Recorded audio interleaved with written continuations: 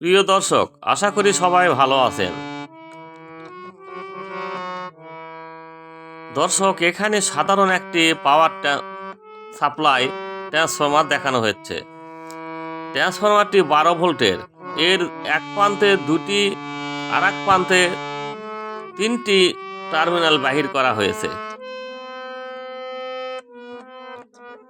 দুইটি তারের মাধ্যমে এসি 220 ভোল্ট কালেকশন বাহির করা হয়েছে, আর অপর সাইডে তিনটি কালেকশনের মাধ্যমে এসি 12 ভোল্ট বাহির করা হয়েছে।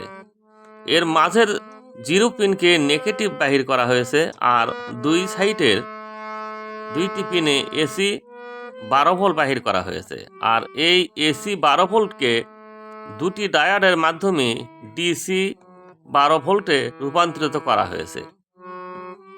সেই সাথে এই ডিসি 12 ভোল্টের সাথে একটি 2200 25 ভোল্টের ফিল্টার ক্যাপাসিটর ব্যবহারের মাধ্যমে ডিসি ভোল্টকে উন্নত বা বিশুদ্ধ করা হয়েছে। দর্শক, ডায়োড দুইটি প্যারালালে সংযোগ করা হয়েছে। দর্শক, ধরা যাক আপনাদের কাছে একটি ইলেকট্রনিক ডিভাইস বা সেট এসেছে। দেখলেন তার 12 ভোল্ট ট্রান্সফরমারটি নষ্ট।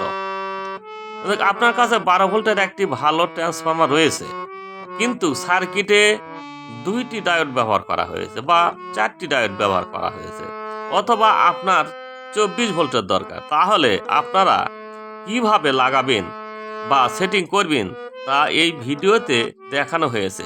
ভিডিওটি না টেনে মনোযোগ সহকারে দেখবেন। ভিডিওটি ভালো লাগলে লাইক, কমেন্ট, শেয়ার করবেন এবং নতুন হলে সাবস্ক্রাইব করে সাথে থাকবেন।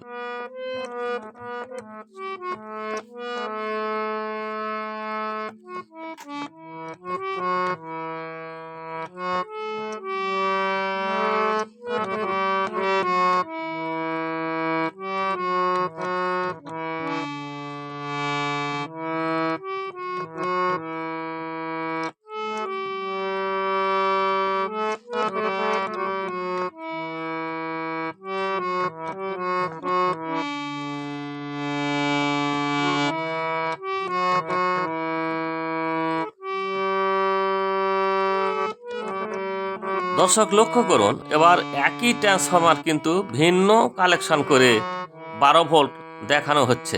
এক্ষেত্রে ট্রান্সফরমারের মাঝের এবং যে কোনো সাইটের একটি টার্মিনাল নিতে হবে, আর একটি বাদ রাখতে হবে, এবং ডায়োড দুইটির পরিবর্তে 4টি ডায়োড সিরিজে সংযোগ করতে হবে।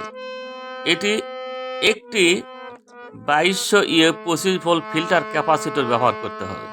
দর্শক, এখানেও কিন্তু আপনি 12 ভোল্টই পাবেন।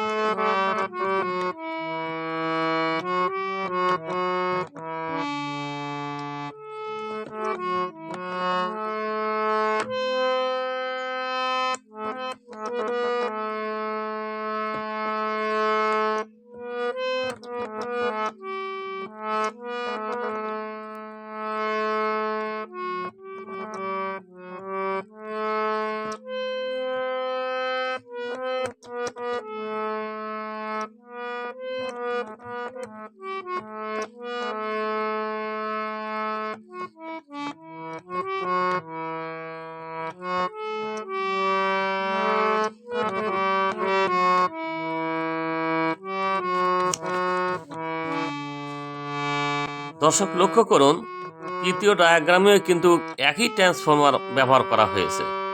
এখানে ট্রান্সফরমারের মাঝের পিন বাদ দিয়ে দুই সাইডে দুইটি পিন বা টার্মিনালকে ব্যবহার করা হয়েছে এবং দুটি ডায়োডের পরিবর্তে 4টি ডায়োড ব্যবহার করা হয়েছে। ডায়োড 4টি সিরিজে সংযোগ দেওয়া হয়েছে। দর্শক, এখানে কিন্তু মাঝের পিন বাদ দেওয়ার কারণে 12-24 ভোল্ট পাওয়া যাবে।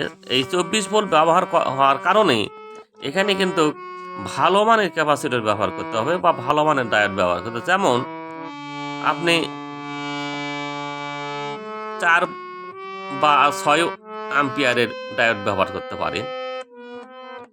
এই ক্ষেত্রে ক্যাপাসিটর আপনি 3300 ইউএফ বা 47 ইউএফ ব্যবহার করতে পারবেন। এখানে ভোল্টেজ 35 ভোল্ট বা 50 ভোল্ট হতে হবে, তাহলে কিন্তু আপনি পারফেক্ট একটা ভোল্টেজ এখানে পাবেন।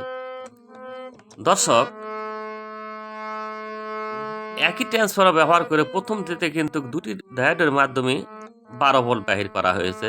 ঠিক একই ট্রান্সফর্মার দ্বিতীয় ডায়াগ্রামেও কিন্তু 4টি ডায়োড সিরিজ সংযোগের মাধ্যমে 12 ভোল্ট ব্যবহার করা হয়েছে। তেমনি একই ট্রান্সফর্মার তৃতীয় ডায়াগ্রামে সিরিজ সংযোগের মাধ্যমে মাঝের পিন বাদ দিয়ে 12-24 ভোল্ট বাহির করা হয়েছে। শুধুমাত্র এখানে ক্যাপাসিটর এবং ডায়োড উন্নত এবং বেশি ওয়াটের ব্যবহার করতে হয়েছে। দর্শক, আপনারা যারা ধৈর্য সহকারে পুরো ভিডিওটি দেখেছেন তাদের সবাইকে অনেক অনেক ধন্যবাদ। আপনারা কোথায় থেকে দেখছেন কমেন্ট মাধ্যমে জানাবেন। আবারও সবাইকে ধন্যবাদ।